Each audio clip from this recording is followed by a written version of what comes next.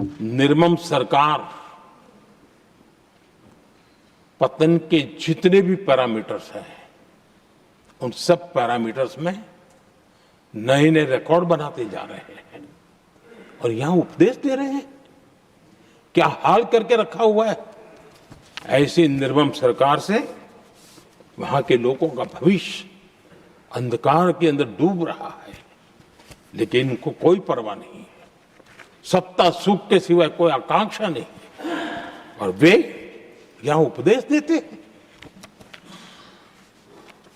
घुसपैठ, दुनिया का समृद्ध से समृद्ध देश भी अपने यहां गैर कानूनी नागरिकों को बाहर निकाल रहा है।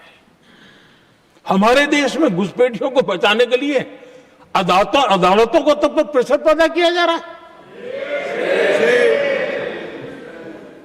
मेरे देश का नौजवान कैसे ऐसे लोगों को माफ करेगा जो घुसपैठियों की वकालत करने के लिए ताकत लगा रहे हैं। और घुसपैठिए मेरे देश के नौजवानों के हक छीन रहे हैं, उनकी रोजी रोटी छीन रहे हैं, आदिवासियों की जमीन छीन रहे हैं, बेटे बेटियों की जिंदगी पर खतरे पैदा हो रहे हैं। लेकिन उनके लिए महिलाओं पर अत्याचार होते रहे। सत्ता नीति के सिवा कुछ करना नहीं और वो यहां पर हमें उपदेश दे रहे हैं। और ऐसे आंखें मूंद करके बैठे हुए वो लोग हैं। एक हमारे माननीय सदस्य काफी कुछ बोल रहे थे, जिनकी पूरी सरकार शराब में डूब गई, जिनके शीश महल घर घर में नफरत का कारण बन गए और शायद उनको ब्लैक शब्द ज्यादा पसंद है। हर एक अपना अपना एक भूतकाल होता है।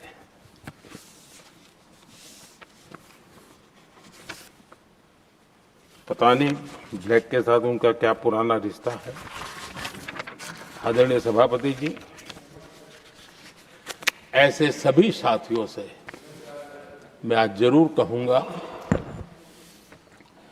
तुम कितना दुनिया को धोखा दोगे, तुम कितना दुनिया को धोखा दोगे। आईना देख लिया तो अपनी सच्चाई कहां छिपाओगे।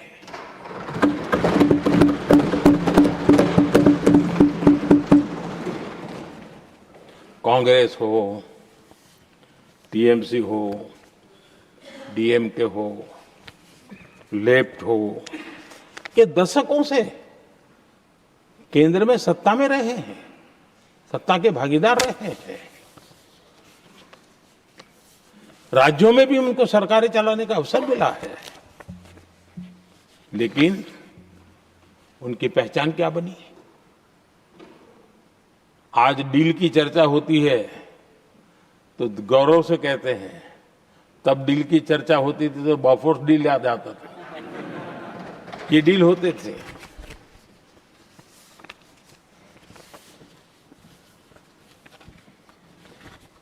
उन्होंने सिर्फ जेब भरने का काम किया। नागरिकों के जीवन में बदलाव आना उनकी प्राथमिकता नहीं थी। आदरणीय सभापति जी, मैं कुछ उदाहरणों के साथ भी बात बताना चाहता हूं क्योंकि यहाँ चर्चा में ये सारे विषय आए हैं और इसलिए मुझे कहना बहुत जरूरी है। अब एक उदाहरण देता हूं मैं बैंकिंग सेक्टर का। बैंकिंग सेक्टर एक प्रकार का अर्थव्यवस्था की ग्रिड होता है। 2014 से पहले फोन बैंकिंग का कालखंड था। नेता के फोन जाते थे और उसके आधार पर करोड़ों रुपया दे दिए जाते थे और गरीबों को तो बैंकों में दुत्कार मिलती थी, नफरत होती थी। देश की 50% से ज्यादा आबादी बैंक के दरवाजे तक नहीं देख पाई थी।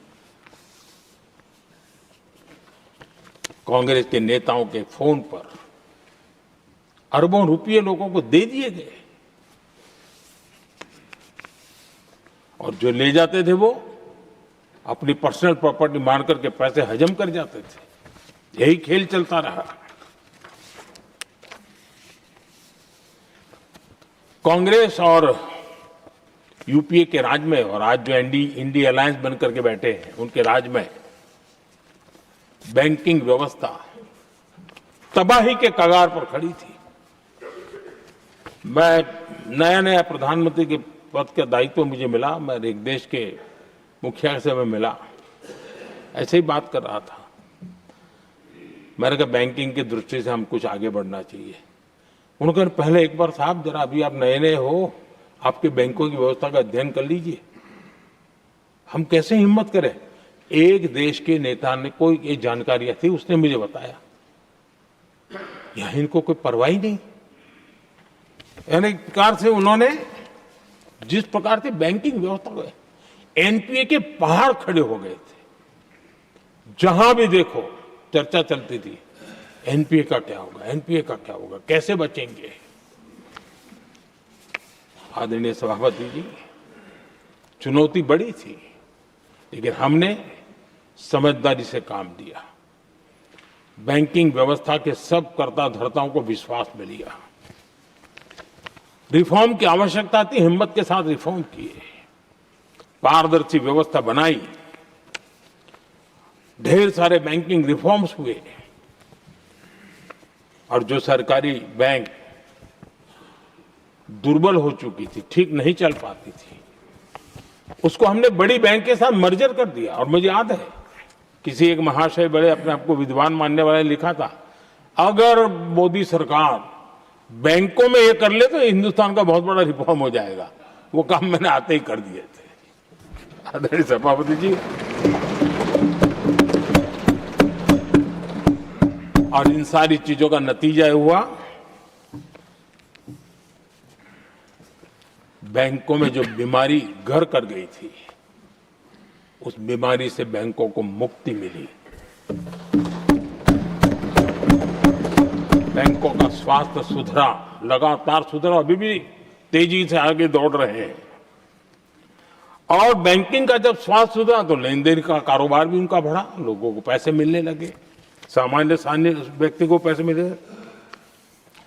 ऐसे ऐसे गरीब लोगों को लोन मिले जिनके लिए कभी बैंक के दरवाजे बंद थे, बेचारा दूर से देख करके उसे जाना पड़ता था। आज